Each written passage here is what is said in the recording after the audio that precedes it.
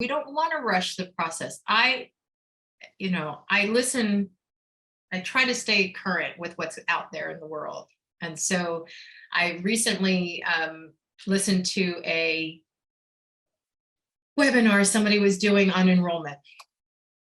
And she was somebody who I knew had a very harsh enrollment process. And I thought, well, let me see how she's changed, because her language and her sales page seemed to have changed. And so she started off great. She's like, book a 2-hour call. And people were, I know you guys are, you've heard me say something different in the past, but I want you to book a 2-hour call. And I'm thinking, yeah, she's got the prosperous coach. So she goes on and I'm listening, and she says, so you don't do any coaching until you get to the objections on the price. And I listened for like a minute longer before I just hung up. I couldn't even stomach it.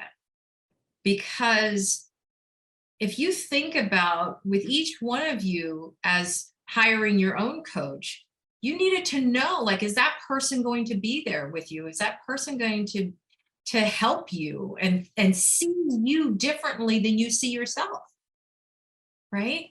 And so, Maureen, if you could slow it down, and the reason for it may not be all calls or 2 calls, but there's no harm in 2 calls. I just keep them close together so that, one, it's the half-life of enthusiasm, they can dissipate. But I don't want them to feel pressured into signing today, because that was the next phase of her training, was the super discount if they sign today. The objections were, if you need to talk to your spouse, what do you think your spouse would say? Like, I've heard that something like they're trying to get that person to make their own decision right then. If someone tells me I need to talk to my spouse, I'm like, please. And I'm happy to talk to your spouse. If your spouse has any questions about the work that we're going to do, or they'd like to add something in, I'm happy to have a conversation with them. And I've had conversations with many spouses. And that to me is a trusted advisor opportunity to let them know, because I'm never going to be talking with the person about doing something that is against their relationship. I am always about the unit. And so if we can slow it down and not be in a rush to get the money, get the sale, right? It's like, oh, well, what information might your significant other need? So I can give that to you. Do you need me to write something up? I'm happy to talk with them, whatever. Because this is a partnership. I'm going to be with them for 2 months, 6 months, 9 months, a year, or longer. And I've also coached spouses, and the spouses have paid me.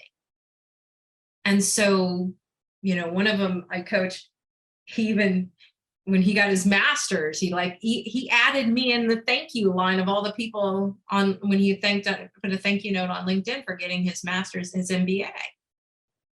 And I had only had maybe a couple of conversations, but I'd had them to the house. They paid for an extra workshop at my house, and they got to dream and all of those things. So this is a bigger relationship than 1 3-month commitment or whatever. So if you can slow it down, I want to also see in that second thing, I want to know, did they take action?